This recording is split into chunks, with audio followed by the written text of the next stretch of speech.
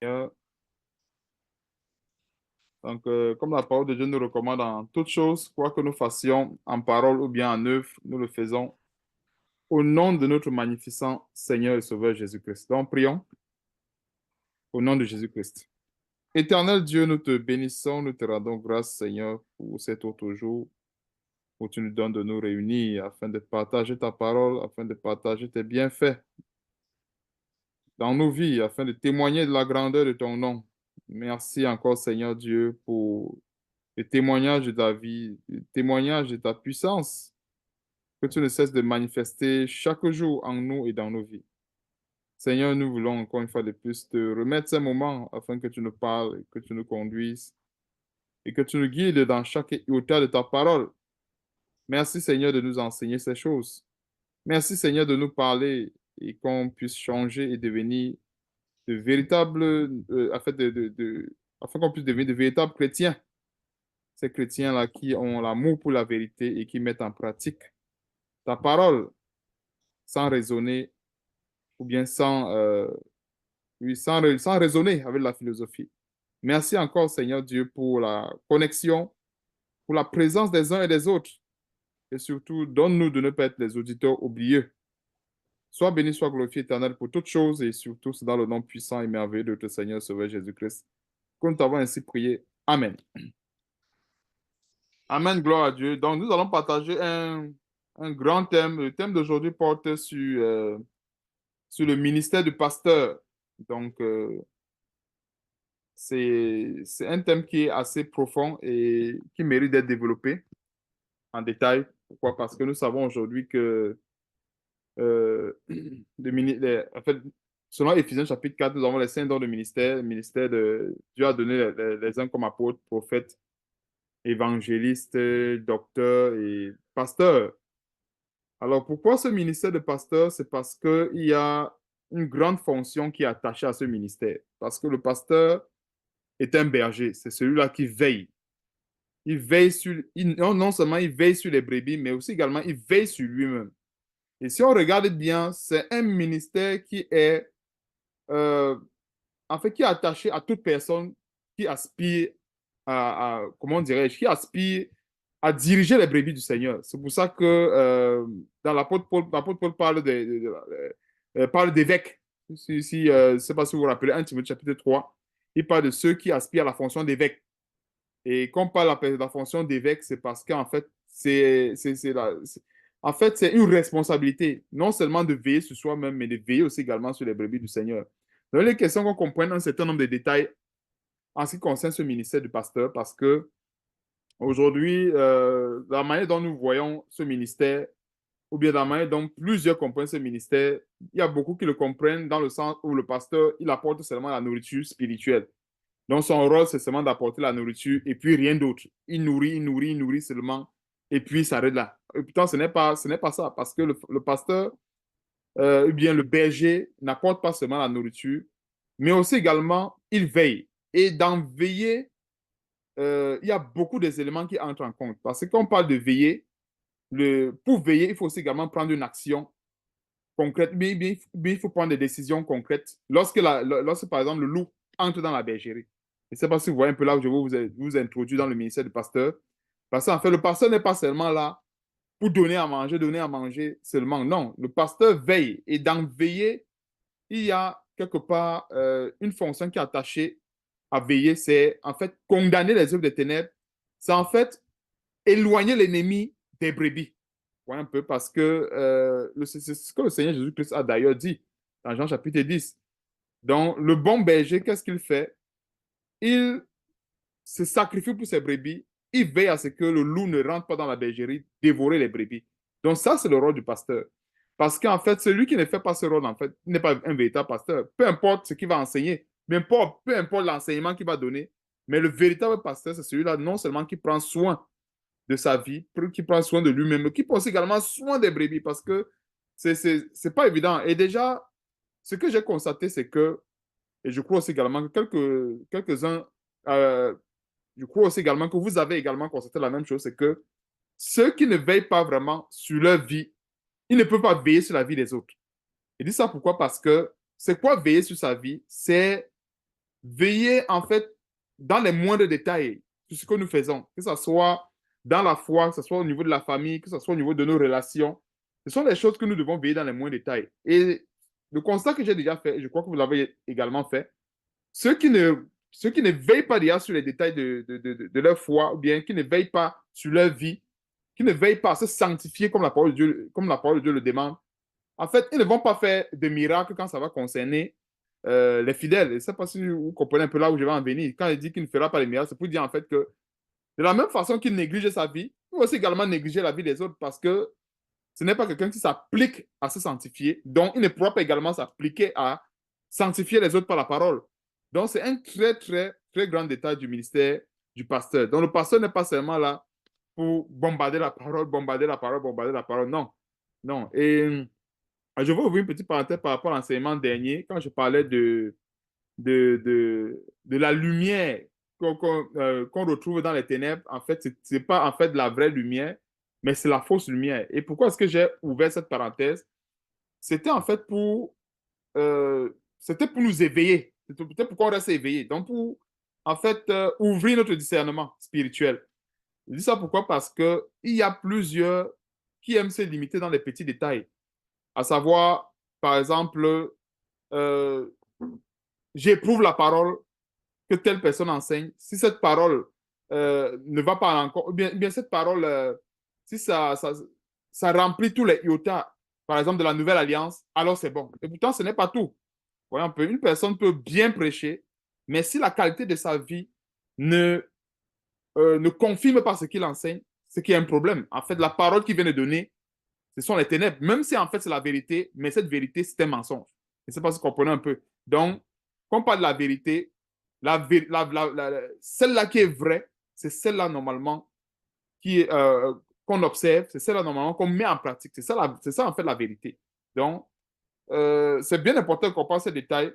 Je dis ça pourquoi? Parce que dans toute la parole de Dieu, comme on va voir par la suite, on va voir que c'est un détail qu'on voit que Dieu, en fait, Dieu a toujours mis l'accent dans ce détail sur veiller, sur, comment on dirait, veiller, enlever l'ivraie, enlever le blé. Non, enlever l'ivraie, excusez-moi, enlever l'ivraie parce que le blé, c'est nous. Vous voyez un peu. Donc, c'est un détail très souvent qui est beaucoup négligé aujourd'hui au profit de l'enseignement, soit en disant. Parce qu'il y a beaucoup de personnes qui aiment très souvent dire, on m'a déjà interpellé là-dessus, que non, concentre-toi seulement sur enseigner, concentre-toi seulement sur donner la parole. Donc, si telle personne fait telle chose, ça ne te regarde pas. Non, enseigne seulement, enseigne seulement. Comme si maintenant, le travail de Dieu, il fallait limiter le travail de Dieu. Le travail de Dieu n'est pas limité. Quand on veut cultiver un champ, on va étape par étape. La première étape, il faut d'abord défricher les mauvaises herbes. On ne peut pas lancer la bonne graine parmi les épines ou bien parmi l'ivraie. Ça ne va pas pousser. Donc, c'est pour ça que nous devons observer ces étapes-là pour vraiment être de véritables serviteurs de Dieu. Dans le texte de base, dans 2 Timothée, chapitre 4, concernant le ministère du pasteur. Et on va voir un très grand détail et approfondir là-dessus par rapport à ce ministère. Et pourquoi est-ce qu'il faut approfondir là-dessus? C'est parce que un pasteur, normalement, qui ignore cela, il n'est pas un vrai pasteur. C'est clair. Il n'est pas un vrai pasteur parce que le vrai pasteur n'est pas celui-là qui choisit les versets qu'il arrange, mais le vrai pasteur, c'est celui-là qui s'efforce à appliquer toute, et dit bien, toute la parole de Dieu sans retrancher quoi que ce soit. Donc, 2 Timothée chapitre 4 à partir du verset 1, ça c'est le texte de base. Je t'en conjure devant Dieu, ça c'est l'apôtre Paul à Timothée. Et Timothée avait bien sûr ce ministère de pasteur, de berger. Il y avait Timothée, il y avait aussi également Tite. Donc, je t'en conjure devant Dieu, devant Jésus-Christ, qui doit juger les vivants et les morts, et au nom de son apparition et de son royaume, prêche la parole. Si on regarde un détail, l'apôtre Paul ne s'est pas arrêté à prêcher la parole. Donc, l'apôtre Paul pouvait tout simplement dire, prêche la parole, car il viendra un temps où les hommes ne supporteront pas la sainte doctrine. Donc, il pouvait directement dire, prêche la parole, et il saute, il tombe au 3e verset. Mais il ne s'est pas arrêté là. Donc, chaque détail de la parole de Dieu est important. Donc, nous devons observer chaque détail. Donc, le premier détail, c'est quoi? Prêche la parole. Et l'autre détail, c'est quoi? Insiste en toute occasion, favorable ou non. Donc, quand nous devons prêcher, quand nous prêchons la parole de Dieu, nous devons insister. Et insister, c'est pour dire quoi? Dieu sait que en prêchant la parole de Dieu, on va être rejeté, les gens vont nous insulter, les gens vont nous rejeter et tout. Mais est-ce qu'il faut se décourager parce qu'on nous rejette? Non, il faut insister. Bon, je parlais du volet insister. Donc, il faut bien sûr insister parce que c'est en insistant des fois que Dieu peut ouvrir l'entendement de celui qui doit recevoir la parole. Parce que si la Bible demande d'insister, c'est parce qu'il faut, des fois, il y a des cas où il faut insister. Et dit ça pourquoi? Parce qu'il y a des gens qui sont là à comprendre. Donc, on peut prêcher une première fois, la personne ne comprend pas. Mais en insistant, peut-être, elle pourra comprendre par la suite. Donc, si la parole de Dieu demande d'insister, c'est parce que Dieu sait qu'il y a des personnes que peut-être en insistant, ils vont pouvoir comprendre un jour. Je dis ça pourquoi? Parce que on peut prêcher une fois. Bon, la personne n'est pas intéressée. On prêche deux fois, la personne n'est pas intéressée. Mais la troisième fois, Dieu peut ouvrir les yeux de cette personne par rapport à une épreuve quelconque. Et Dieu peut vous dire, mais regarde ce qui t'arrive. Tu ne te rappelles pas que peut-être telle personne t'a parlé, il y a de la parole de telle chose deux fois déjà.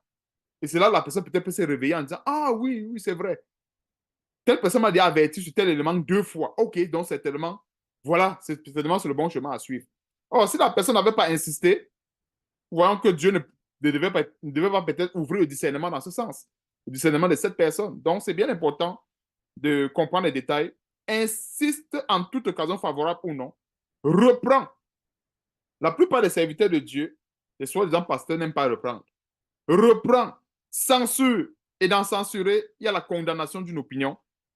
Donc, quand on censure, c'est quoi? Condamner les œuvres des ténèbres, condamner le faux évangile. Parce que ce qui est faux, il est faux. On ne peut pas cautionner ce qui est faux. Et si on ne cautionne pas ce qui est faux, on condamne ce qui est faux. Si vous comprenez un peu. Donc, il n'y a pas le milieu. Soit on approuve ce qui est faux, soit on le condamne. Donc, il n'y a pas un milieu. Donc, c'est ça. Et beaucoup de gens n'aiment pas quand... Ils n'aiment pas ce mot condamner là, mais normalement, en ce qui concerne les œuvres des ténèbres, on n'a pas de pitié. Il faut condamner les œuvres des ténèbres. On ne prend pas, comme le Éphésiens chapitre 5, verset 11, et ne prenez point part aux œuvres infructueuses des ténèbres, mais plutôt faites quoi? Condamnez-les. L'apôtre Paul n'a pas dit ne prenez point part aux œuvres infructueuses des ténèbres, mais plutôt restez tranquille, mais plutôt garder le silence. Non, il faut condamner, il faut, comment dirais-je, la trompette que nous sonnons ne doit pas avoir un son confus. Et c'est en condamnant les œuvres des ténèbres que le son de la trompette est précis. Est-ce que nous comprenons un peu? Parce que quand nous condamnons les œuvres des ténèbres, nous sommes en train de sonner la trompette. C'est ce qui se passe spirituellement parlant. Or, celui qui ne condamne pas les œuvres des ténèbres, il n'est pas en train de sonner la trompette. Et par conséquent, sa trompette rend un son confus. On ne sait pas dans quel camp il est. Il y a des gens, on ne peut pas vraiment savoir dans quel camp ils sont. Parce qu'ils sont là, quand c'est bon, ils sont là. Quand c'est mauvais, ils sont là. Quand c'est comment, ils sont là. Or, normalement, quand c'est bon, on approuve. Quand c'est mauvais, on condamne. Là, on connaît que non, on est du bon camp. Est-ce que vous voyez un peu le détail sur la trompette? Or, s'il y a une personne qui est là, quand c'est bon, il dit Amen. Quand c'est mauvais, il dit Amen. Quand c'est ceci, il dit Amen. On dit, mais finalement, il est de quel côté? Alors que, normalement, nous devons affirmer notre foi. Nous devons, comment on dirait, oui, professer notre foi dans ce sens.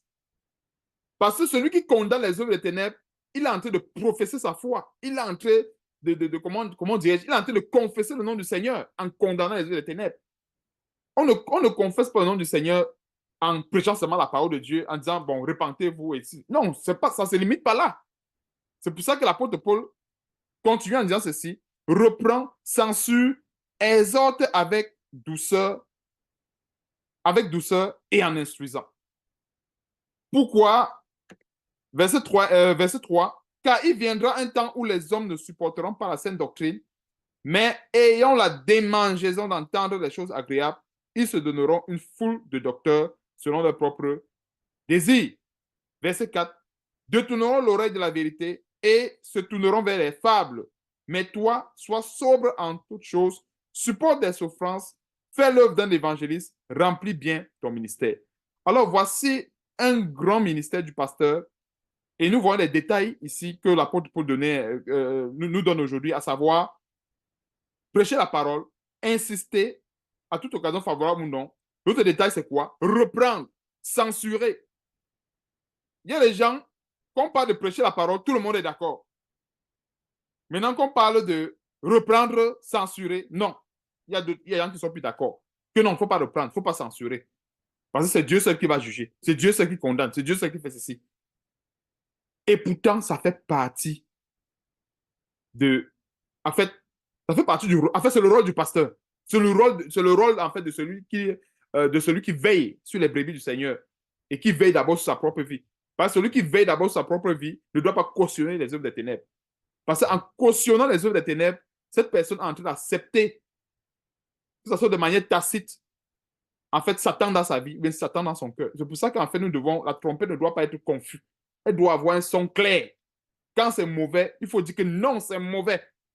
Quand c'est bon, oui, c'est bon. Là, on va savoir que non, celui-là ou celle-là, ou bien ce chrétien-là, on connaît déjà sa position. On sait que si c'est telle chose, elle va dire oui. On sait que si c'est telle chose, elle va dire non.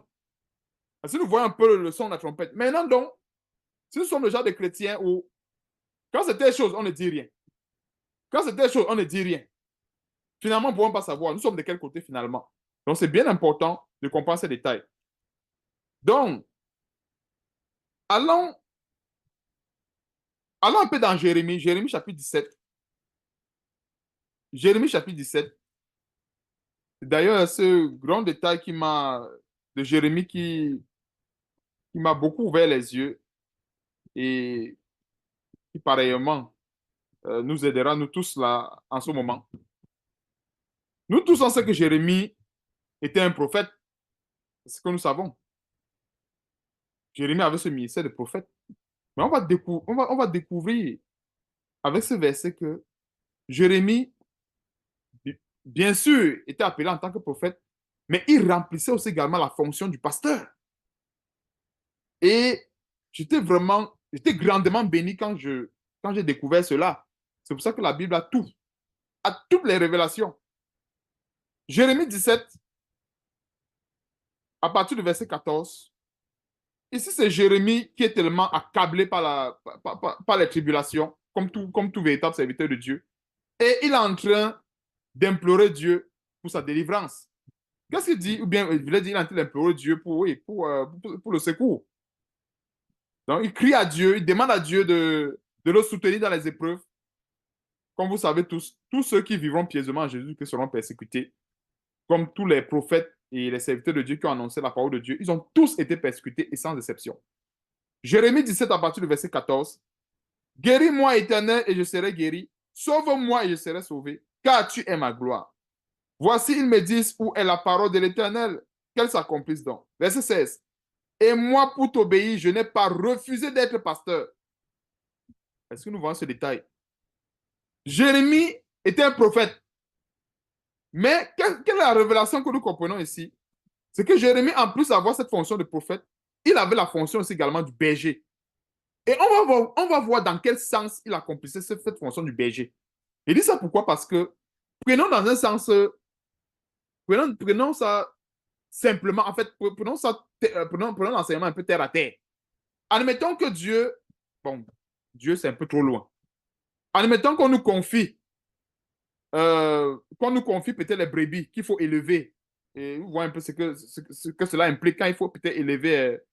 Allons peut-être au petit niveau, même les poules. Ouais, un peu, moi, je me rappelle quand j'étais tout petit au Cameroun, on avait très souvent des poules qu'on élevait là et tout. On veillait sur ces poules. Quand il y avait le chien qui venait pour menacer la poule, on ne regardait pas le chien. Non, on prenait un bâton pour chasser le chien, ou bien s'il y avait quoi qui rentrait dans l'enclos pour dévorer les poules, on se levait. Il y avait une action qu'on prenait pour protéger les poules. C'est la même chose avec la brebis. Celui qui est en charge de veiller sur les brebis, que les brebis grandissent bien et que tout, il ne va pas laisser le lion entrer dans la bergerie.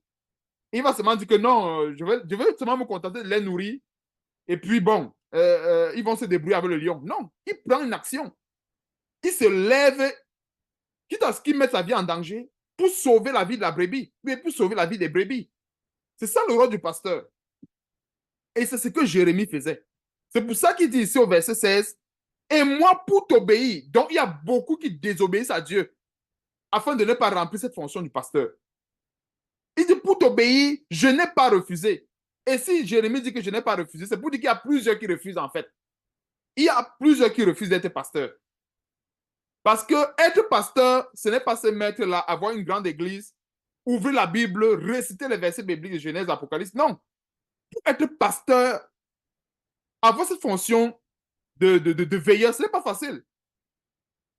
Et on va approfondir même cette notion avec Jésus-Christ. On va comprendre ce qui, de profondes révélations dans ce thème de pasteur. Parce que pasteur aujourd'hui, quand on voit pasteur, on voit les toges, on voit les écoles théologiques, on voit les diplômes, on voit tout ce qui, en fait, comme la Bible dit, l'apparence de la piété. Tout ça, c'est l'apparence de la piété. Les études théologiques, les toges et tout, et tout, et tout. Ça, c'est l'apparence de la piété. Nous sommes en train de voir, nous sommes en train de voir, en fait, ce que j'appelle des révélations profondes sur le ministère du pasteur. Et qu'est-ce que Jérémie dit? Et moi, pour t'obéir, je n'ai pas refusé d'être pasteur. Je n'ai pas non plus désiré le jour du malheur, tu le sais. Ce qui est sorti de mes lèvres a été découvert devant toi. Et allons au premier verset pour comprendre en détail le ministère de Jérémie, ce ministère du pasteur dont tu parles ici. Et comme je disais tantôt, nous tous on sait que Jérémie était un prophète. Mais en dehors d'être un prophète, il avait cette fonction du pasteur à l'égard des brebis. Parce que les jugements de Dieu qui prononçaient contre le peuple rebelle, c'était pour les ramener à la bergerie. Parce que quand Dieu amène un serviteur de Dieu à reprendre, à censurer, c'est plutôt sur ce serviteur-là qu'on lance les cailloux, qu'on lance les pierres. Et pourtant, quand Dieu l'amène à reprendre et à censurer, c'est pour sauver tous ceux qui sont sur le chemin de la mort et les amener sur le chemin de la vie. En reprenant ceux qui pêchent, c'est pour les sauver de l'enfer, c'est pour les sauver du séjour des morts. Voilà pourquoi il faut les reprendre. On ne reprend pas ceux qui pêchent, comment dirais-je, pour les perdre, non. En fait, c'est ça. Voilà pourquoi est-ce que Dieu, le Saint-Esprit, l'apôtre Paul inspiré du Saint-Esprit, a conseillé cela à Timothée. Mais maintenant, donc, est-ce que si on est devant une situation où il faut reprendre ou censurer, est-ce qu'on va maintenant choisir et dire que non, moi, je ne veux pas reprendre, moi, je ne veux pas censurer? Ça veut dire que la personne est en train de refuser de devenir pasteur. Parce que Jérémie dit que je n'ai pas refusé. Et c'est parce qu'il n'a pas refusé qu'il souffre. Est-ce que vous voyez la conséquence? Il souffre justement parce qu'il n'a pas refusé d'être pasteur. Parce que s'il avait refusé, c'est qu'il ne va pas souffrir. Donc, Jérémie chapitre 1, on va comprendre un détail. Jérémie chapitre 1, à partir du verset 7. Et l'Éternel me dit, ne dis pas que je suis un enfant, ne dis pas je suis un enfant, car tu iras vers tous ceux auprès de qui je t'enverrai. Tu diras tout ce que je t'ordonnerai. Donc le pasteur, le berger, ne parle pas de lui-même. Il annonce les oracles de Dieu. Il annonce la parole de Dieu. Il ne parle pas de lui-même. Il n'annonce pas sa parole. Il n'annonce pas ses opinions. Il annonce la parole de Dieu. Verset 8. Ne le crains point, car je suis avec toi pour te délivrer, dit l'Éternel. Dieu connaît, il y a le prix à payer quand il faut annoncer la vérité. Il connaît. Quand Dieu renchérit avec le verset 8, c'est pour rassurer Jérémie que oui, je suis d'accord que les gens vont te lapider. Mais ne crains point, car je suis avec toi. Et la plupart des véritables serviteurs de Dieu vivent la même situation, même jusqu'à aujourd'hui. Les flèches, les bombes qu'on envoie, c'est normal. C'est le même Dieu qu'on sert aujourd'hui, que nos parents ont servi il y a de cela des milliers d'années. C'est le même Dieu qu'on sert aujourd'hui. Donc, les flèches qu'on envoie à Jérémie sont les mêmes flèches qu'on envoie aux véritables serviteurs de Dieu aujourd'hui. Les mêmes bombes qu'on envoie à Jérémie, ce sont les mêmes bombes qu'on nous envoie encore aujourd'hui. Ça ne change pas. Verset 9. Puis l'Éternel étendit sa main et toucha ma bouche. Et l'Éternel me dit, voici, je mets mes paroles dans ta bouche. Donc, quand un serviteur de Dieu censure, ce n'est pas lui qui censure, c'est Dieu qui censure. Quand un serviteur de Dieu reprend, ce n'est pas lui qui reprend, c'est Dieu qui reprend. Et des fois, la plupart des chrétiens charnels n'arrivent très souvent pas à discerner ces choses. Quand nous voyons le verset 9, Dieu a dit quoi? Dieu a mis sa main sur la bouche de Jérémie et Dieu a mis ses paroles dans la bouche de Jérémie.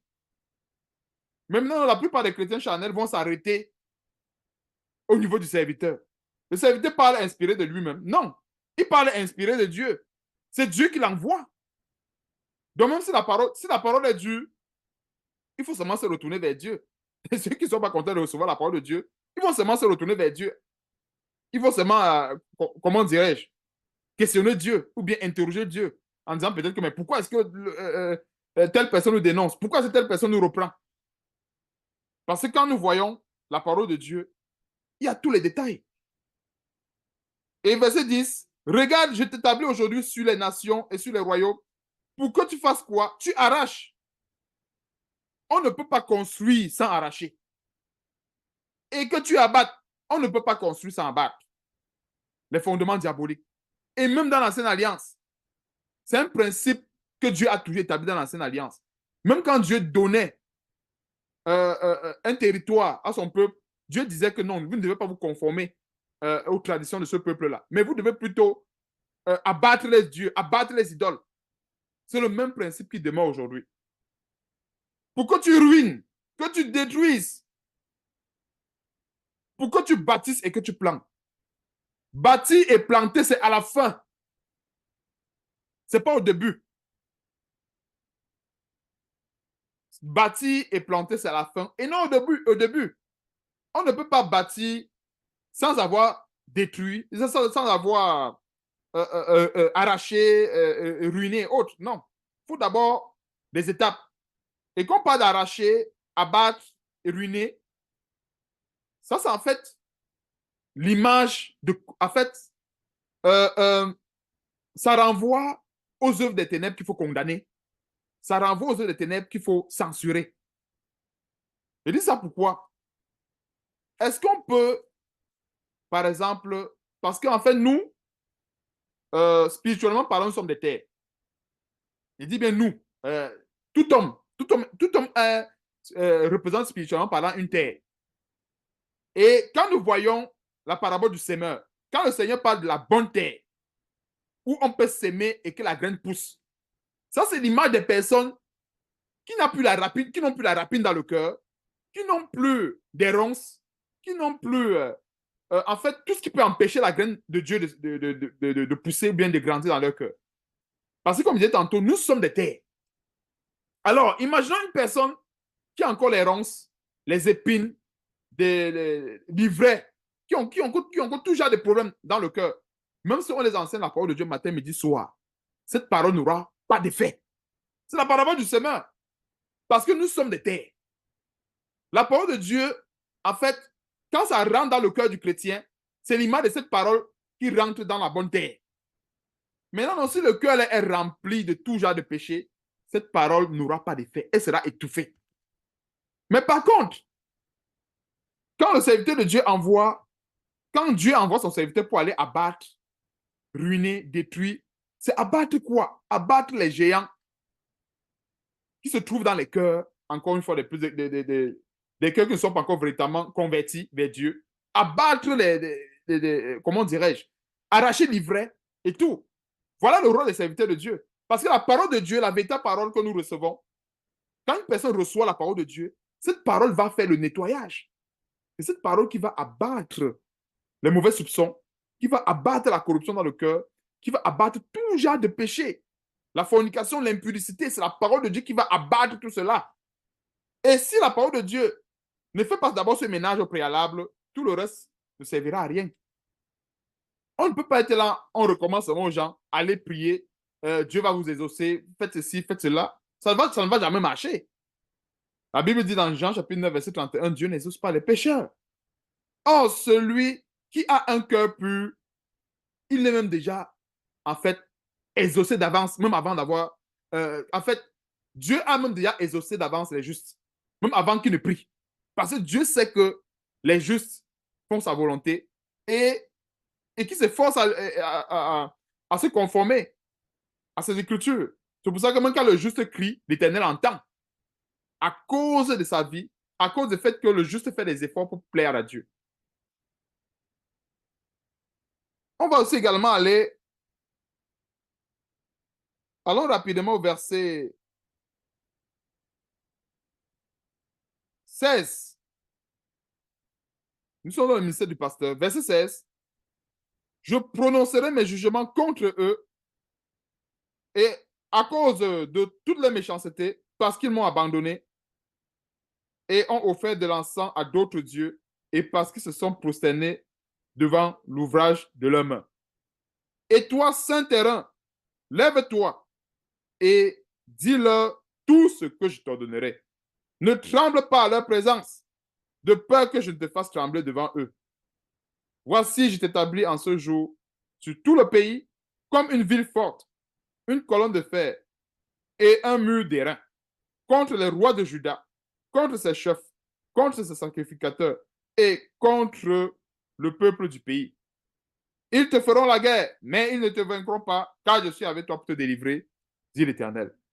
Donc Dieu a envoyé son serviteur prononcer les jugements. Très souvent, ce qu'on nous reproche aujourd'hui, c'est que vous passez le temps à juger. On dirait que c'était quelque chose de nouveau. Ce n'est pas nouveau. Et nous allons rentrer en profondeur dans ce détail du jugement. Ce n'est pas nouveau. On ne peut pas servir Dieu sans prononcer les jugements de Dieu contre la rébellion, contre la méchanceté. C'est impossible. On ne peut pas remplir le ministère de pasteur comme cela. C'est impossible. C'est ce qu'on a vu avec 2 Timothée chapitre 4. L'apôtre Paul pouvait dire, enseigne la parole de Dieu, prêche la parole de Dieu, point. S'il y a des faux pasteurs, laisse-les. Dieu va les juger. S'il y a des faux chrétiens, laisse-les. Il pouvait dire ça. Pourquoi l'apôtre Paul inspire le Saint-Esprit continue en disant censure, reprend? Pourquoi il continue? Et ce n'est pas la même chose. Dans Tite chapitre 1 au verset 11, il reprend la même chose à Tite. Parce que nous voyons un peu. Tite chapitre 1 au verset 11, c'est un grand détail. On ne peut pas être pasteur sans faire ça. Donc celui qui ne veut pas reprendre, qui ne veut pas censurer, qu'il sache qu'il est en train de refuser d'être pasteur. Parce qu'être pasteur, ce n'est pas tenir une Bible, se mettre à ouvrir la bouche et dire que bon, Dieu a dit. Non. Dieu a dit qu'il faut censurer. Dieu a dit qu'il faut condamner les ténèbres. C'est ce que Dieu a dit. Dieu n'a pas dit autre chose. Si chapitre 1 au verset 11, à partir du verset 10, il y a en effet, surtout parmi les circoncis, ce n'est pas dans le monde, c'est parmi les enfants de Dieu. Beaucoup de gens rebelles, de vains discoureurs et des séducteurs. Pourquoi l'apôtre Paul ne dit pas à titre que non, laisse-les, Dieu va les juger. Non, laisse-les, Dieu va s'occuper de leur sort. C'est vrai, il y a les vains discoureurs, mais prêche seulement la parole de Dieu. Tu vas les gagner. Non, prêche seulement la parole. Laisse-les. Regardons ce que le Saint-Esprit, regardons ce que Dieu nous dit aujourd'hui par l'intermédiaire de l'apôtre Paul, inspiré du Saint-Esprit. Verset 11. Auquel il faut fermer la bouche. Il bouleverse des familles entières, enseignant pour un gain honteux, ce qu'on ne doit pas enseigner. Verset 12. L'un d'eux, leur propre prophète, a dit crétois, toujours menteur, méchante bête, ventreux, paresseux. Verset 13. Ce témoignage est vrai. C'est pourquoi fait quoi? Nous ne voyons pas que l'apôtre Paul pouvait dire laissez-les, Dieu va les juger, toi, prêche seulement la parole. C'est pourquoi reprends-les sévèrement. Il n'a pas dit reprends-les, point. Et la sévérité ici montre à quel point on ne doit pas tolérer les ténèbres. Parce que quand nous voyons le qualificatif de cette sévérité, ce n'est pas pour rien. Il n'a pas dit non, reprends-les timidement. C'est pourquoi reprends-les sévèrement. Et c'est avec cette sévérité qu'on sonne véritablement la trompette. Reprends-les sévèrement afin qu'ils aient une foi sainte. Donc, en reprenant ces 20 discours sévèrement, ce n'est pas pour qu'ils se perdent. Non, c'est pour qu'ils aient une foi sainte.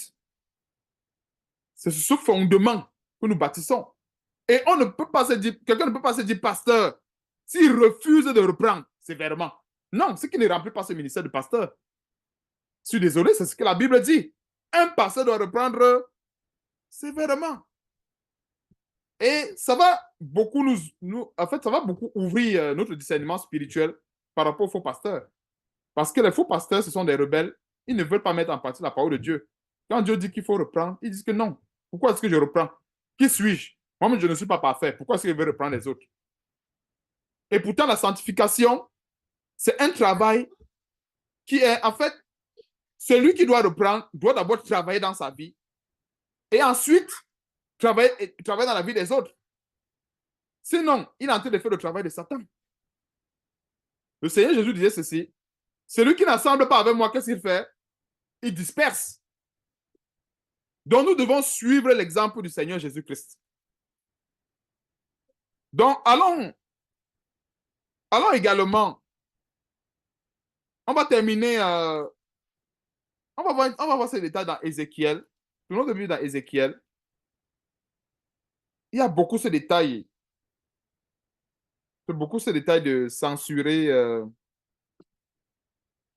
On va terminer pour l'ancienne alliance avec. Non, Ézéchiel, je crois qu'on veut également ouvrir une parenthèse avec David. Ézéchiel, chapitre 3. C'est un chapitre que j'aime beaucoup d'Ézéchiel. Ézéchiel, chapitre 3. C'est-à-dire, j'aime beaucoup, c'est qu'il y a vraiment de très grandes révélations là-dessus, sur non seulement le ministère du pasteur, mais aussi également sur le ministère de ces prophètes. Comment est-ce que Dieu les éprouvait terriblement avec la tribulation. Ézéchiel chapitre 3, à partir du verset 4, il me dit, fils de l'homme, va vers la maison d'Israël et dis-leur mes paroles, car ce n'est point vers un peuple ayant un langage obscur, une langue inintelligible que tu es envoyé, c'est à la maison d'Israël. Ce n'est point vers de nombreux peuples ayant un langage obscur, une langue inintelligible dont tu ne comprends pas les discours. Sinon, non, si, autant pour moi, excusez-moi, si je t'envoyais vers eux, ils t'écouteraient. Verset 7. Mais la maison d'Israël ne voudra pas t'écouter parce qu'elle ne veut pas m'écouter, car toute la maison d'Israël a le front dur et le cœur endurci. Continuons, verset 8. Voici, j'endurcirai ta face pour que tu le poses à leur face. J'endurcirai ton front pour que tu le poses à leur front. Je rendrai ton front comme un diamant, plus dur que le roc. Ne les crains pas, quoi qu'il soit une famille des rebelles. Donc, quand Dieu prépare ses serviteurs, voici ce qu'il fait au préalable. Endurcir figurativement parlant le front du serviteur, c'est quoi? C'est une manière d'enlever ce que j'appelle la sensibilité. J'appelle ça quoi? Oui, la sensibilité. La fausse pitié. Je vais appeler ça la fausse pitié. Parce que la vraie pitié, en fait, a pour référence la vie éternelle. Je dis ça pourquoi? Parce que si quelqu'un ne veut pas blesser autrui, parce que bon, elle sera mal de lui, qu'on lui dise peut-être que non, elle est dans une relation d'adultère, ça veut dire que la personne n'a pas compris que la conséquence de cet adultère qui est la mort est encore plus terrible que sa fausse sensibilité. J'appelle ça fausse sensibilité. Pourquoi? Parce que notre sensibilité doit avoir pour référence la colère de Dieu ou bien la vie éternelle. Est-ce que nous comprenons un peu? C'est que on doit avoir des bonnes références. Pourquoi? Parce que, en général, la plupart des gens ont très souvent ce que j'appelle des fausses références. Non, on ne veut pas nuire à la réputation du pasteur. Tu vas dire comme ça, le pasteur aura une fausse réputation. Or, ces mêmes gens ne se soucient pas déjà de la vie, soi-disant du pasteur, ou de la vie de ces gens qui se retrouvent dans le péché, et bien qui vont mourir dans le péché. Parce que si ces gens meurent dans le péché, il n'y a rien à espérer pour eux. C'est les flammes de l'enfer plus tard. Ce qui est terrible. Or, si ces gens-là regardaient à cela, ils ne devaient pas avoir, comment dirais-je, ils ne devaient pas avoir cette fausse sensibilité ou bien ces faux sentiments-là. Et c'est parce que la plupart des serviteurs de Dieu, des vrais surtout, regardent à ce détail, qui n'ont pas le choix de dénoncer, qui n'ont pas le choix de reprendre, même si ça va faire mal. Parce qu'en regardant à ce détail, on se dit, si telle personne meurt dans tel péché, son sang va retomber sur ma tête. Et j'aurais mal peut-être si jamais je me retrouve devant le trône du jugement de Dieu et que Dieu me dit, voilà, tu étais avec telle personne tous les jours. Pourquoi tu ne l'as jamais averti que la fornication pouvait la conduire dans ce milieu? La personne va dire, non, bon, j'avais peur qu'elle devait me dire ceci. J'avais peur peut-être que qu'on la regarde mal ou j'avais peut-être peur qu'elle soit rabaissée dans la société. Voilà très souvent ce que les gens regardent. Or, ce n'est pas ça qu'il faut regarder. Nous devons regarder aux choses. En fait, nous devons voir les choses comme Dieu voit, s'il faut rester terre à terre. Et non regarder les choses avec la chair. Parce que beaucoup de chrétiens sont charnels, malheureusement, et même des faux pasteurs, ils sont tous charnels. Parce qu'ils regardent seulement à la chair. Non, si tu dis comme ça, les gens vont fuir. Si tu dis comme ça, là, voilà, telle personne sera rabaissée. Mais s'il est rabaissé et que plus tard, elle a la vie éternelle, c'est une bonne chose. C'est une bonne chose.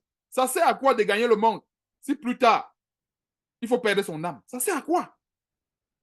Que les gens soient élevés, que les gens soient acclamés, et plus tard, c'est l'enfer qui les attend. Ça ne sert à rien. C'est pour ça que c'est un rôle très important du pasteur de reprendre, censurer. Et Ézéchiel 3 encore, et ça c'est une mise à garde par rapport à ceux qui ont ce ministère de berger, une mise en garde de Dieu. Ézéchiel chapitre 3, verset 17.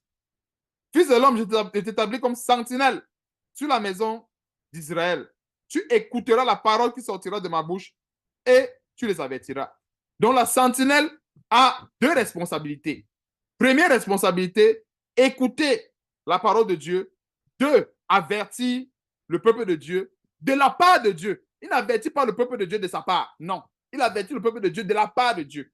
C'est pour ça qu'il est serviteur de Dieu, il est envoyé de Dieu, il est la sentinelle de Dieu. Verset 18. Quand je dirai aux méchants, tu mourras, si tu ne l'avertis pas, comme la plupart des pasteurs ne veulent pas avertir, si tu ne l'avertis pas, si tu ne parles pas pour détourner le méchant de sa mauvaise voie et pour lui sauver la vie, ce méchant mourra dans son iniquité et je te redemanderai son sang. Dieu va redemander le sang de plusieurs âmes à tous ces soi-disant pasteurs qui ne veulent pas dénoncer les œuvres des ténèbres, qui ne veulent pas condamner les œuvres des ténèbres. Verset 19. Mais si tu avertis le méchant et qu'il ne se détourne pas de sa méchanceté et de sa mauvaise voie, il mourra dans son iniquité et toi tu sauveras ton âme. Voilà très souvent là où j'aime me ranger. C'est encore mieux de se ranger ici. Mais si tu avertis le méchant, parce qu'il y a beaucoup de gens qui aiment très souvent ironiser en disant ceci, depuis que vous dénoncez là, ça change quoi? Vous faites la publicité des faux pasteurs. Vous faites la publicité. Non. On pas le temps de faire la publicité. Si tu avertis le méchant et qu'il détourne l'oreille de sa méchanceté, mission accomplie. Est-ce qu'on avertit les méchants, ceux qui vivent dans la méchanceté? C'est pour qu'ils se convertissent. En fait, la conversion n'est pas forcée. Mais chacun a la responsabilité de remplir son ministère comme Dieu le demande. Si Dieu dit au pasteur, voilà, tu dois parler de ma part, tu dois avertir le peuple de ma part. Le pasteur ne doit pas dire que non, je ne dois pas avertir parce que je ne veux pas que mon église, que les gens fuient. Je ne veux pas que, par exemple, les gens arrêtent de dîmer parce que je veux commencer à dire que telle vie dans la fornication, telle... Non, je ne veux pas. Et la plupart de ces faux pasteurs-là ne veulent pas condamner les œuvres des ténèbres. Non seulement pourquoi, parce qu'eux-mêmes ne sont pas eux-mêmes délivrés du péché. Et deux, ils ne veulent pas heurter la sensibilité des uns des autres. Ils ne veulent pas. Donc, verset 19, mais si tu avertis le méchant et qu'il ne se détourne pas de sa méchanceté et de sa mauvaise voie, il mourra dans son iniquité et toi, tu sauveras ton âme. Voilà là où la plupart des serviteurs de Dieu, un vrai pasteur doit se ranger ici. Donc, avertir en général ceux qui vivent dans la méchanceté, dans le péché, ce n'est pas toujours une façon de les forcer de sortir de cette méchanceté. Non, c'est une question de remplir son rôle. Oui, remplir son devoir envers Dieu. Celui qui écoute, tant mieux. Celui qui n'écoute pas, celui qui a averti au moins, il s'est protégé. Tandis que ceux qui ne veulent pas avertir parce qu'ils disent que, ok, bon, ça va changer quoi? Non, il n'est pas question que ça va changer quoi. Même si ça ne change rien, il faut avertir. Et quelque part, je vais vous dire quelque chose. En avertissant ceux qui vivent dans le désordre, c'est une question de faciliter le jugement de Dieu. Parce que si Dieu permet encore que les serviteurs de Dieu soient sur la terre, c'est parce que Dieu prépare le retour de son fils. Alors, il ne faut pas que les hommes aient des excuses. Il ne faut pas que quelqu'un dise que je ne savais pas. Donc, le rôle des sentinelles, c'est de prononcer le jugement de Dieu contre les rebelles afin de les avertir et qu'ils sortent de là. Voilà leur rôle. Maintenant, quand ils sont sortis de la rébellion, le berger, maintenant, peut donner la nourriture. On ne peut pas nourrir quelqu'un qui est encore dans la prison de Satan. On le sort d'abord de la prison. Maintenant qu'il est libéré de la chaîne de la prison, on dit, OK, assois-toi maintenant, mange. Est-ce que nous voyons la logique? C'est-à-dire, on dit, bon, je veux nourrir telle personne. Il est encore là, il est enchaîné. La bouche même, il ne peut même pas manger. Ça veut dire que si on a la volonté pour donner à manger, la bouche est fermée. Qu'est-ce qu'il faut faire? Aider la personne à délier ses liens, délier la bouche. Et quand la personne n'a plus de liens, on peut maintenant dire que maintenant, assois-toi, mange. Donc, c'est bien important de comprendre ce genre de travail. Et c'est le travail du pasteur. Beaucoup pensent seulement que non, le pasteur est seulement là pour dire mange, mange, mange. Non. À un moment donné, le pasteur joue le rôle de sentinelle. Il avertit le peuple de Dieu afin que le peuple de Dieu sorte du péché.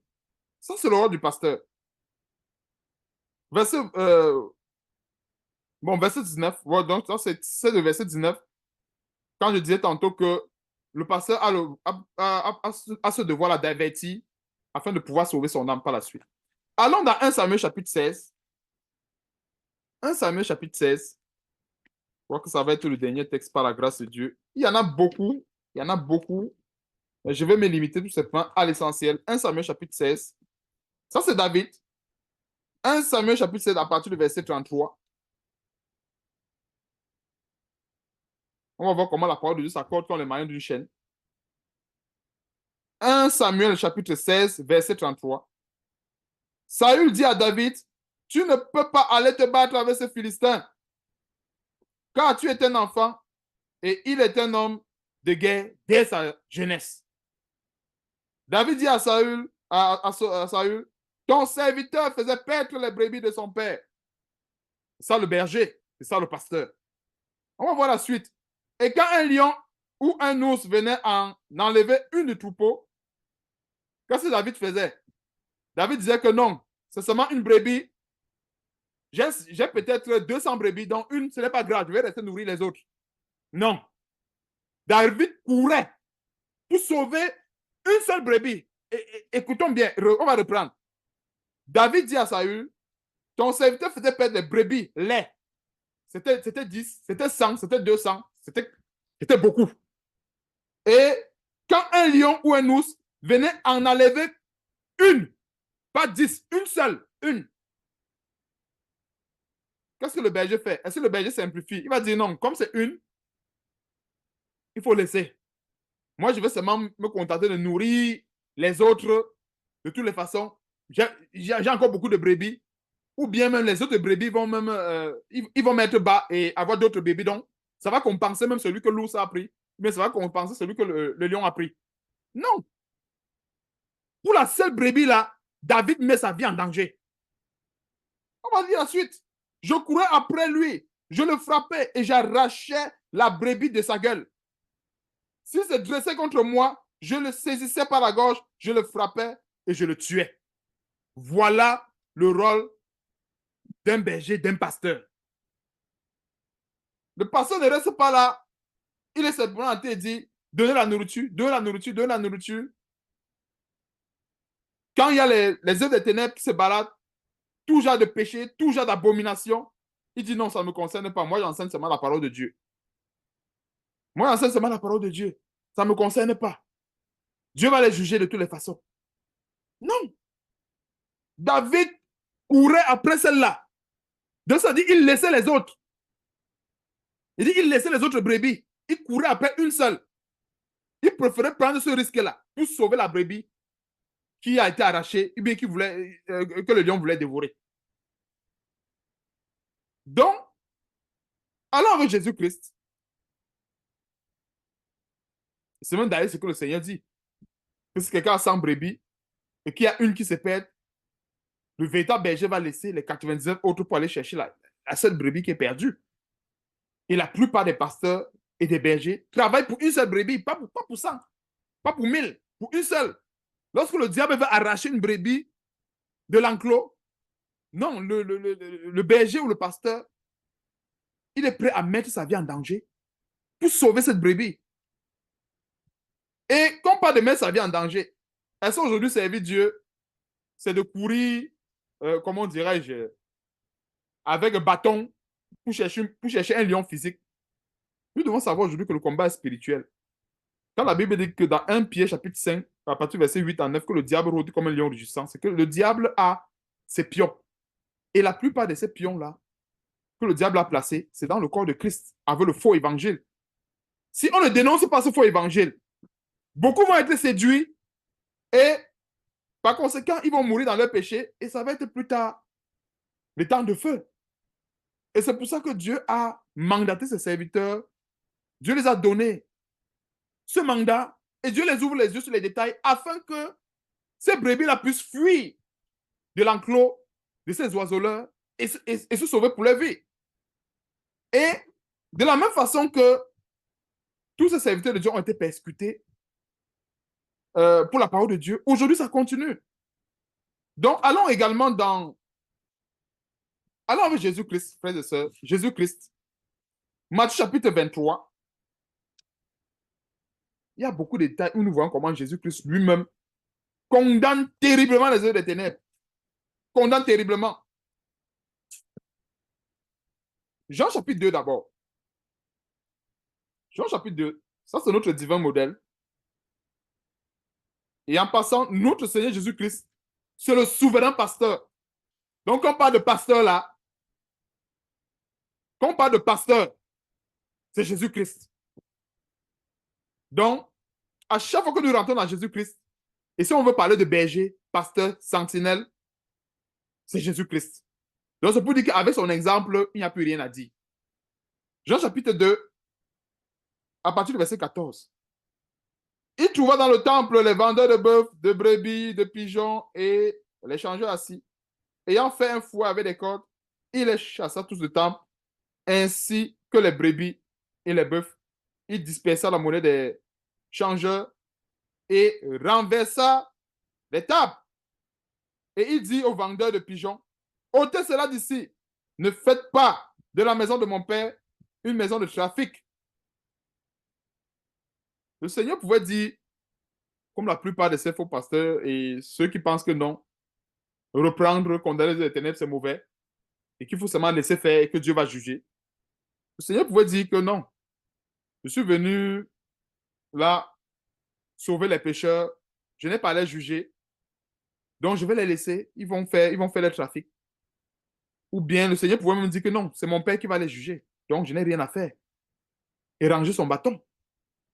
Il a fait un fouet et en général, ça dit en fait, juste le fouet que le Seigneur Jésus-Christ a fait avec les cordes, ça peut faire l'objet d'un très grand enseignement, mais que je vais résumer en peu de mots. Ce fouet avec les cordes qu'il a fabriqué, ça c'est l'image de la sévérité extrême de Dieu. Parce que le Seigneur Jésus-Christ pouvait les chasser avec la bouche. Parce que nous comprenons un peu. Il n'était pas obligé de faire un fouet avec des cordes. Il pouvait les chasser avec la bouche. Il pouvait les dire, dégagez d'ici, allez, dégagez. Mais il a pris la peine de se faire un fouet avec des cordes. Comme pour dire quoi? La sévérité de Dieu. Dieu ne badine pas avec sa gloire.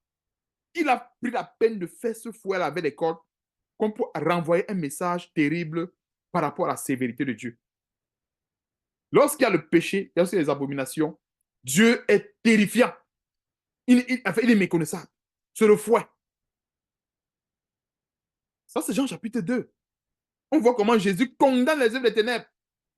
Matthieu chapitre 23. Matthieu chapitre 23. Avant d'aller dans Matthieu chapitre 23, frères et sœurs, allons dans Jean chapitre 10 pour découvrir encore cette fonction du pasteur qui est beaucoup négligé aujourd'hui. Parce qu'on dit pasteur, pasteur, pasteur, pasteur, c'est quelqu'un qui récite les versets bibliques. Et c'est tout. S'il commence à dénoncer, on va dire que non, laisse, tu juges. Dieu a dit que ne jugez point. Jean chapitre 10, verset 11. Le Seigneur Jésus-Christ dit ceci. Je suis le bon berger. Le bon berger fait quoi? Donne sa vie pour ses brebis. En quoi faisant? Quand on dit que le bon berger donne sa vie pour ses brebis, pensons-nous que la plupart des bergers que Dieu a appelés aujourd'hui, donner sa vie pour les brebis, c'est encore aller sur la croix, mourir? Non, ce n'est pas ça. Des fois, il y a beaucoup de risques. Quand on reprend sévèrement telle personne, des fois, il y a beaucoup de risques. Il y a des gens qui envoient des bombes, il y a des gens qui envoient des flèches. C'est ça, donner sa vie. Il y a plusieurs qui ne veulent pas dénoncer parce qu'ils ne veulent pas être mal vus. Il y a des gens qui ne veulent pas être dénoncés parce qu'ils ne veulent pas recevoir des flèches. Ils ont peur pour leur vie. Or, celui qui se met à la brèche, qui prononce les jugements de Dieu contre les pécheurs, il prend tout ce risque-là afin de sauver les brebis qui sont encore enfermées dans des prisons. C'est un risque énorme. Parce que pour la plupart, ces gens-là qui sont trempés dans la sorcellerie, ils ne dorment pas. Ils envoient des bombes. Donc, c'est un risque. Et c'est ça que la parole de Dieu montre ici. Et c'est ça le berger. C'est ça le pasteur. Le bon berger, le pasteur, l'évêque, ce sont les synonymes. On dit bon berger, pasteur, évêque. Parce qu'en fait, le bon berger, notre plus grand berger, c'est qui? C'est Jésus-Christ. Maintenant, après Jésus-Christ, au niveau des hommes, au niveau de la chair, ce sont les évêques, comme le dit 1 Timothée chapitre 3, à partir du verset 1. Ou bien Actes chapitre 20 au verset 28. Vous voyez un peu. On finit d'abord Jean chapitre 10 et après on va aller dans Actes chapitre 20. Jean chapitre 10, mais, verset 12, mais le mercenaire qui n'est pas le berger et à qui n'appartiennent pas les brebis, voit venir le loup, abandonne les brebis et prend la fuite et le loup les ravit et les disperse. C'est comme ça que voici le ministère des faux pasteurs. Voici le ministère. Le mercenaire s'enfuit parce qu'il est mercenaire et il ne se met point en peine des brebis. Je suis le bon berger. Comment est-ce que la plupart de ces faux pasteurs abandonnent leurs brebis, ils prennent la fuite? Parce que même déjà le fait de ne pas révéler la vérité de la parole de Dieu à ces gens, c'est les abandonner à la merci de Satan. Parce que Satan ne blague pas. Il y a combien de personnes dans ce temple-là qui meurent dans leur péché? Parce qu'ils ont été abandonnés à eux-mêmes. Le pasteur n'a pas voulu les reprendre sévèrement par rapport à tel péché et Satan les a dévorés. Il y en a combien? Il y en a plusieurs. Il y en a plusieurs qui meurent dans ce temple-là comme ça. Parce que le pasteur a dit que non, c'est mon meilleur demeure. Il ne faut pas que je lui dise que non. Il vit dans l'adultère et qui fuit mon temple. Qui vit dans la fornication et fuit mon temple. Le mercenaire va le laisser parce qu'il utilise comme... parce que ces faux pasteurs utilisent ces gens pour avoir de l'argent et autres.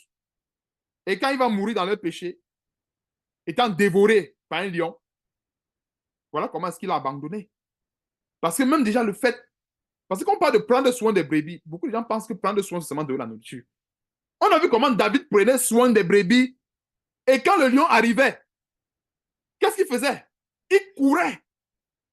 Il courait pour aller arracher la brebis dans la gueule du lion. C'est ça, en fait, la dénonciation. C'est ça, reprendre. C'est ça, censurer. Parce que, qu'on ne se trompe pas, une parole, une mauvaise graine qui a été sémée, si on n'arrache pas cette graine-là, ça va produire la mort plus tard. Ça va produire la mort. Pourquoi? Parce que si la bonne parole réjouit le cœur et sauve de la mort, la mauvaise parole, qu'est-ce qu'elle fait? Elle fait plutôt l'effet contraire, bien sûr. Elle vient plutôt s'aimer la mort dans le cœur. Et alors le berger, celui qui veille sur les brebis, a le devoir d'enlever la mauvaise graine en faisant quoi? En reprenant ceux qui pêchent, en condamnant les yeux des ténèbres. Voilà ce qu'il faut faire. C'est aussi simple, enfin, c'est pas plus compliqué. Et regardons comment, au verset 13, Jésus-Christ parle, le mercenaire s'enfuit parce qu'il est mercenaire et qu'il ne se met point en peine des brebis. ça veut dire quoi se mettre point en peine? Et j'ai donné un référentiel ici. Et j'avais constaté un détail, c'est que la plupart de ces gens ne se rendent pas compte qu'ils sont, ils sont terriblement méchants. Et ils sont méchants. C'est-à-dire que une personne qui est méchant aux yeux de Dieu, c'est cette personne-là qui regarde le pécheur mourir dans son péché sans toutefois l'avertir. Mais c'est une méchanceté. Il n'y a pas de mot pour décrire la méchanceté là, je vous assure. Je dis ça pourquoi? Parce que chacun va se retrouver devant le trône du jugement de Dieu. Et plusieurs, malheureusement, vont apprendre cette parole-là, certainement. C'est pour ça qu'en fait, ce genre d'enseignement, il faut vraiment partager que plusieurs écoutent cela et que les gens ne, personne n'aura d'excuses. Pourquoi? Parce qu'il y a des gens, malheureusement, qui vont peut-être, quand Dieu va reprendre les mêmes choses que nous sommes en train d'écouter en ce moment, devant le trône du jugement, il y a plusieurs qui auront seulement les yeux pour pleurer. Pourquoi? Parce que il n'y a pas, comment dirais-je, il n'y a pas meilleure action à faire que d'avertir une personne qui vit dans le désordre afin qu'il sorte du désordre. Il n'y a pas meilleure action.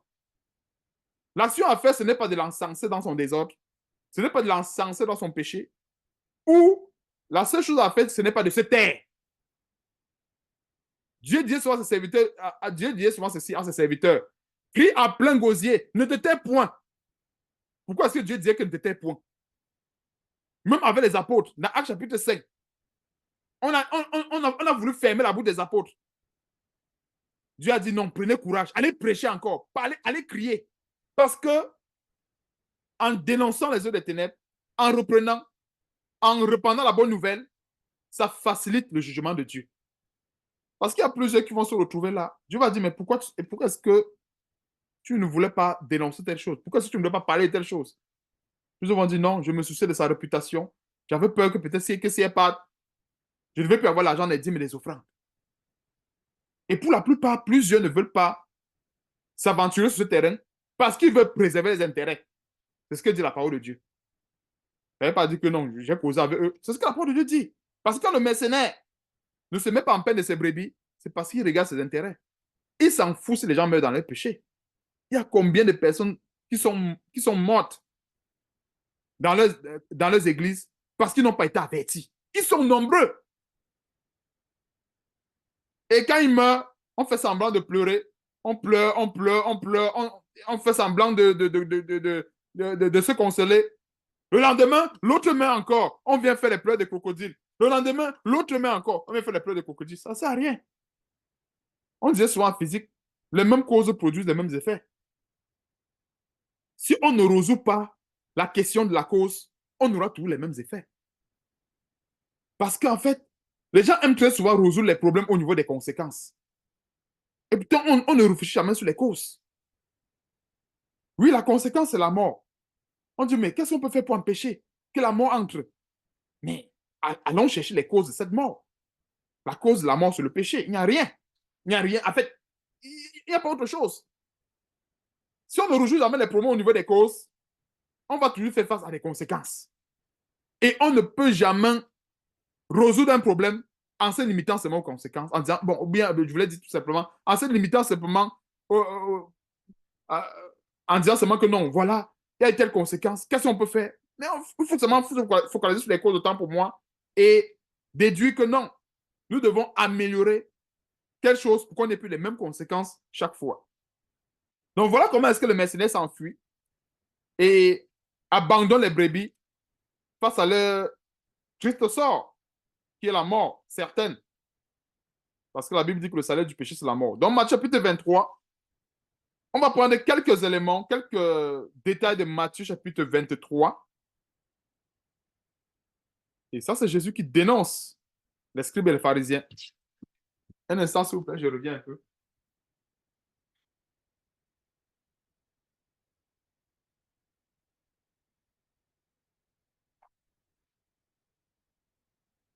Bon, gloire à Dieu. Matthieu chapitre 23, verset 1.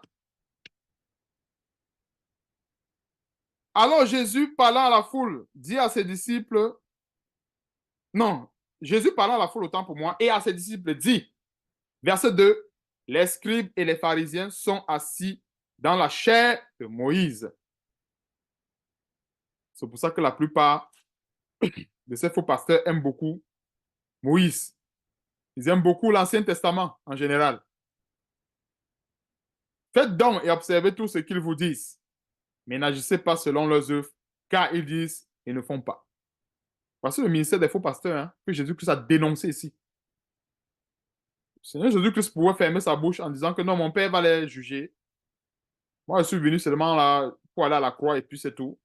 Je ne suis pas venu dénoncer les œuvres des scribes et des pharisiens. J'attends seulement que mon heure sonne, je m'en vais sur la croix et puis c'est tout. Non, avant d'aller sur la croix, il a dénoncé copieusement les œuvres des ténèbres. Donc, faites donc et observez ce qu'ils vous disent. C'est ça que je parlais tantôt de la lumière, qui est la fausse lumière. C'est-à-dire, ils vont donner des très bons conseils. La plupart de ces faux pasteurs, ils ne donnent pas toujours des mauvais conseils. Hein. Ils ne sont pas. Ce sont les gens en général qui n'approuvent pas des fois la fornication, qui n'approuvent pas des fois l'adultère et tout, mais que dans un certain cadre, ils approuvent de manière tacite. Je ne sais pas si tu comprenais un peu quand je dis de manière tacite, c'est que ouvertement, ils ne les approuvent pas parce qu'ils ne veulent pas choquer la conscience. Parce qu'en fait, il y a ce qu'on appelle la conscience humaine. En général, ils font l'effort de ne pas choquer la conscience humaine. Mais des fois, dans certains détails, on va voir comment est-ce qu'ils se cachent. C'est-à-dire, de manière tacite, ils essaient un peu d'approuver les hérésies. Mais de manière tacite. Mais ouvertement comme ça, non, il n'y a aucun. C'est rare. Vous voyez un peu, c'est rare. En dehors peut-être d'être. En dehors peut-être. En dehors peut-être des soi-disant pasteurs comme les Makoso, parce qu'il n'y a que Makoso qui. Que pour lui, tout le monde sait. C'est pour ça qu'on le qualifie en général de fou. C'est même pas un pasteur, mais en dehors peut-être de lui, les autres pasteurs, ils se déguisent quand même. C'est-à-dire qu'ils ne sont pas très fous pour, comment dirais-je, pour dire du n'importe quoi. Donc, faites donc et observez tout ce qu'ils vous disent, mais n'agissez pas selon leurs œuvres, car ils disent ils ne font pas. Donc, la plupart des choses, des conseils qu'ils donnent, eux-mêmes, ils n'appliquent pas ces conseils. C'est pour ça que je disais tantôt que, bien sûr que ces conseils, comme je disais tantôt, voici le piège de plusieurs chrétiens. Non, il enseigne bien. Son évangile m'édifie. Son message m'a édifié. C'est ce qui m'intéresse. Moi, je ne veux pas savoir. Est-ce qu'il vit dans l'adultère? Est-ce qu'il vit dans la fornication? Je ne veux rien savoir. Tout ce que moi je veux, c'est son message. Vraiment, son message m'a réconforté. Son message m'a béni. Il n'y a rien de nouveau sous le soleil. C'est ce que le Seigneur Jésus-Christ dit au verset 3. Car ils disent et ne font pas. Donc, ils ont très souvent des messages réconfortants. Ce n'est pas étonnant. Parce que plusieurs font comme si c'était étonnant. Que par exemple, un soi-disant pasteur, peut-être comme Asselou Tunassi ou Ivan Kassanou va donner un très bon message. Ça réconforte. On dit, ah non, le message, vraiment, c'est Dieu. Vraiment, le Saint-Esprit m'a touché. Il n'y a rien d'étonnant. C'est ce que nous voyons aussi. Tant que la vie de ce pasteur n'est pas conforme à son message, Dieu considère que c'est un faux message. Verset 4. Il lit des fardeaux pesants et les met sur les épaules des hommes, mais ils ne veulent pas les remuer du doigt.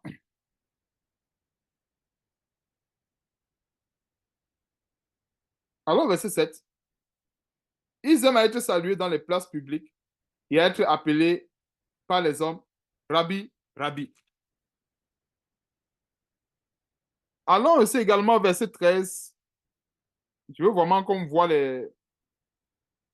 découvre comment est-ce qu'on découvre un peu le courroux du Seigneur Jésus-Christ. On découvre un peu son courroux. Verset 13. Il change maintenant le ton. C'est là où je voulais nous amener. Il change le ton. Parce qu'aujourd'hui, la plupart des faux pasteurs n'aiment pas changer de ton. Ils sont toujours doux. Ils ont des paroles douces. Ils flattent. Avec des blagues. Ils essaient de flatter. Parce qu'ils évitent. Ils ne veulent pas être durs. Ils ont peur que s'ils dénoncent le péché, tout le monde va fuir. Regardons le Seigneur Jésus-Christ maintenant. Malheur à vous. Vous voyez comment est-ce que le ton change. C'est-à-dire, il est en train de prononcer un jugement contre les scribes et les pharisiens. Comprenons ce détail. Là, maintenant, le ton change. Il dit maintenant, malheur à vous. Si un serviteur de Dieu vient dire malheur à vous aujourd'hui, maintenant, on va dire qu'il juge. Tu es qui pour juger? Ça, c'est le Seigneur Jésus-Christ. Malheur à vous, scribes et pharisiens, hypocrites, parce que vous fermez aux hommes le royaume des cieux, vous n'y entrez pas vous-même, et vous n'y laissez pas entrer ceux qui veulent entrer. Allons encore au verset 15, ceux qui savent très bien faire. Malheur à vous, scribes et pharisiens, hypocrites, parce que vous courez la mer et la terre pour faire un prosélyte. Et quand il est devenu, vous faites un fils de la géhenne 2 fois plus que vous. C'est pour ça qu'ils font des croisades. Parce qu'ils veulent agrandir l'épicerie. Ils font des croisades parce qu'ils ne sont jamais rassasiés des fidèles. Donc, quand ils ont 200, ils veulent avoir 300. Quand ils ont 300, ils veulent avoir 1000. Donc, c'est ce que le verset 15, c'est ce que le Seigneur Jésus-Christ dénonce au verset 15. Alors, au verset 26, pharisiens aveugles, nettoie premièrement. Si un serviteur de Dieu reprend ce mot-là aujourd'hui, on va dire qu'il juge. On va dire qu'il juge. La Bible demande qu'on doit imiter Jésus-Christ. Ça, c'est l'apôtre Paul inspiré du Saint-Esprit, qu'on doit imiter le Seigneur Jésus-Christ. C'est lui notre modèle. Donc, tout ce qu'il a fait, on est censé reproduire la même chose, sans rien changer. Si le Seigneur Jésus-Christ a dit pharisiens aveugles, et qu'on discerne qu'il y a beaucoup de pharisiens aveugles aujourd'hui, et qu'on répète les mêmes mots, il n'y a pas de. En fait, il n'y a pas un nouveau jugement. Et c'est pas ça, on se comprend un peu. Il n'y a pas un nouveau jugement. Il n'y a rien de nouveau sur le soleil. Parce qu'aujourd'hui, si un serviteur de Dieu dit pharisien aveugle, on va le traiter de tous les noms d'oiseaux. Non, tu juges. Tu juges les gens. Tu penses que tu es parfait. On va le traiter de tous les noms d'oiseaux.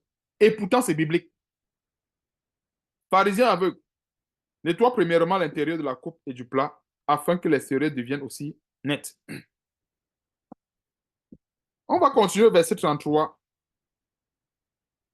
Verset 33, j'essaie de sauter un peu pour qu'on voit un peu les points où le Seigneur Jésus-Christ est lui-même poussé. Comment il reprend sévèrement les pharisiens. Serpents, race de vipères, comment échapperez-vous au châtiment de la géhenne? Si aujourd'hui, un serviteur de Dieu parle ainsi, on va dire que non, il exagère. Et même avec Jean-Baptiste, si on va dans Matthieu chapitre 3, nous sommes en train de voir des pasteurs. Hein. C'est ça le ministère du pasteur. Le Seigneur Jésus-Christ a donné énormément d'enseignements là-dessus. Il a parlé de la parabole du semeur, il a parlé de plusieurs paraboles, il a guéri les malades.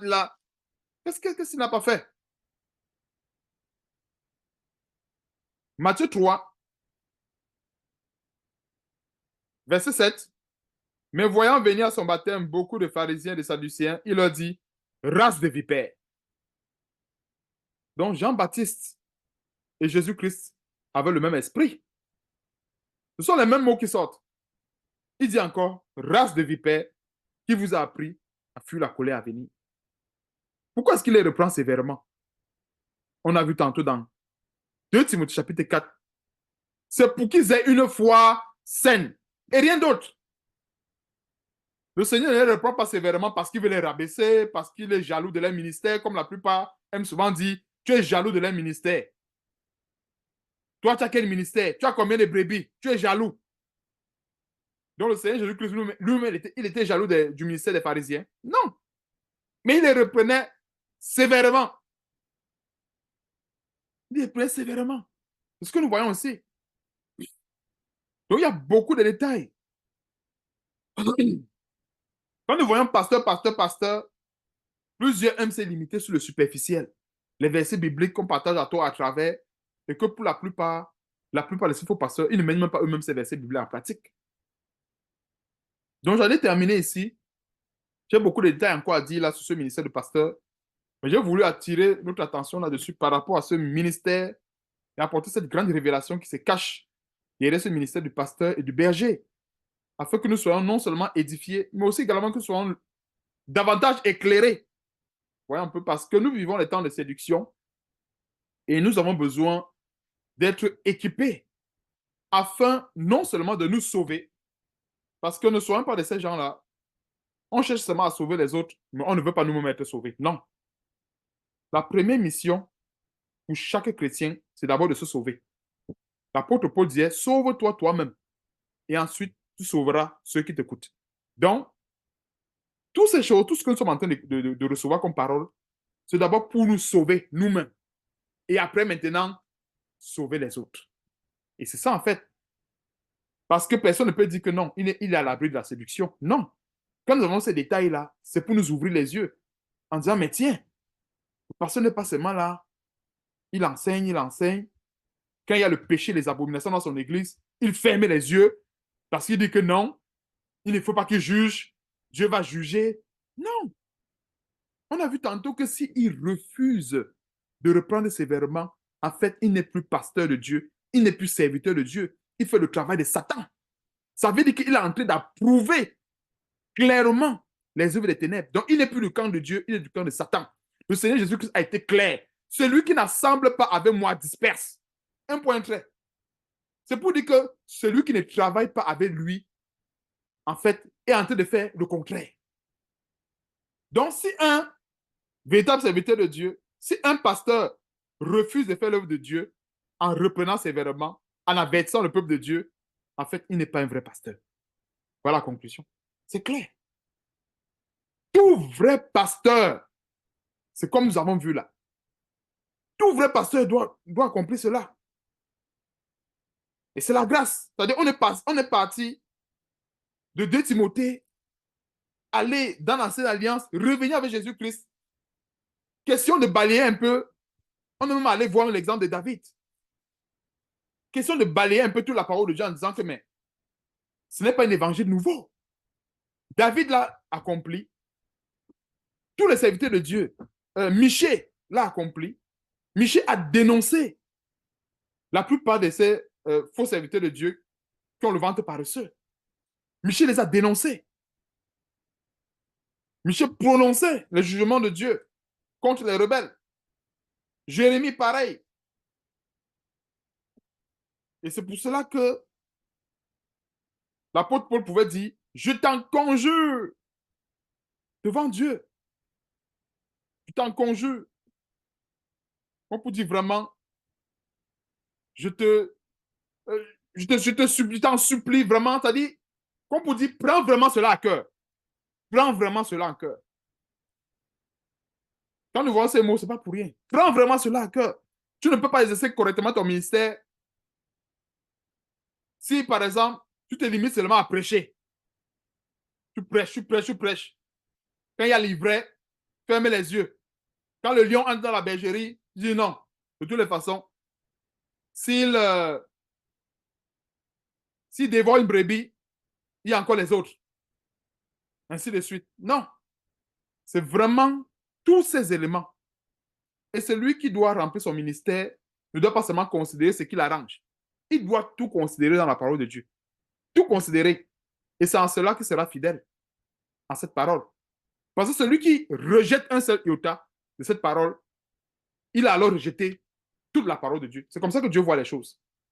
Dieu ne va pas dire que non, tu as mis en pratique 99,99%. Non. Dieu avait dit quoi? Que ce livre de la loi, on ne doit rien retrancher et on ne doit rien ajouter. Donc nous restons dans les limites et dans les bornes de la parole de Dieu. Ce que Dieu a donné à ses serviteurs, ce que Dieu nous donne aujourd'hui d'accomplir en son nom, nous l'accomplissons. Je ne vais pas commencer à dire, non, je vais seulement prêcher la parole de Dieu, mais vraiment dénoncer là, non. Juger là, non. Non, c'est Dieu seul qui juge. Et pourtant, il y avait une situation d'impudicité dans l'église de Corinthe. Dans 1 Corinthiens chapitre 5. L'apôtre Paul a dit quoi? Pour moi, j'ai déjà jugé. Il y a tellement de versets qui montrent que c'est impossible. Il dit bien, en fait, c'est très impossible. Si dit impossible, non. C'est très impossible d'accomplir le ministère de pasteur, de berger, sans reprendre sévèrement sans condamner et dénoncer les œuvres des ténèbres. C'est impossible. Comme je disais tantôt, on ne peut pas manger si on a la bouche fermée. On ne peut pas manger. Et la plupart de ces soi-disant pasteurs, en fait, c'est ce qu'ils font. Ils essaient de nourrir les gens qui n'ont même pas de bouche pour manger. Ça veut dire que la bouche est fermée. Elles sont pour nourrir une personne qui a une bouche fermée. Non. C'est-à-dire les brebis sont là, ils sont enchaînés. Les mains sont enchaînées, les pieds sont enchaînés, les bouches sont fermées. Mais on veut les nourrir. Ça ne marche pas. Première des choses, on enlève soit les bandes qui sont au niveau de la bouche, on détache les mains. C'est pour ça que la Bible dit quoi? Vous connaîtrez la vérité vous affranchissez. En fait, c'est la vérité, la parole de Dieu qui libère, qui brise les chaînes.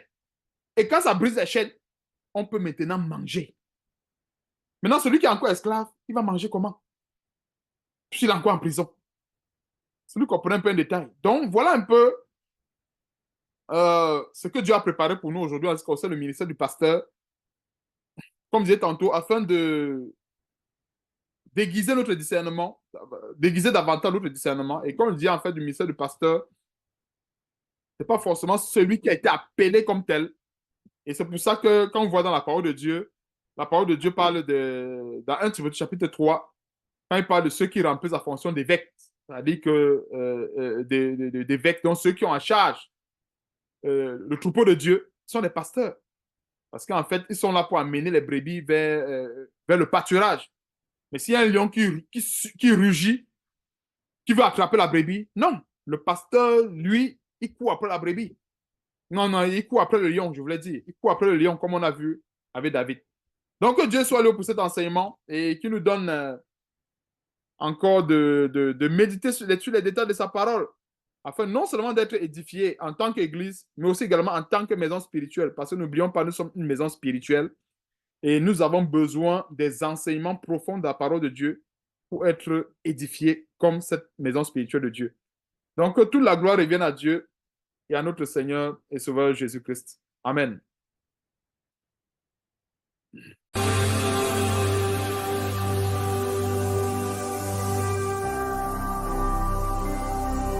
Jésus-Christ TV,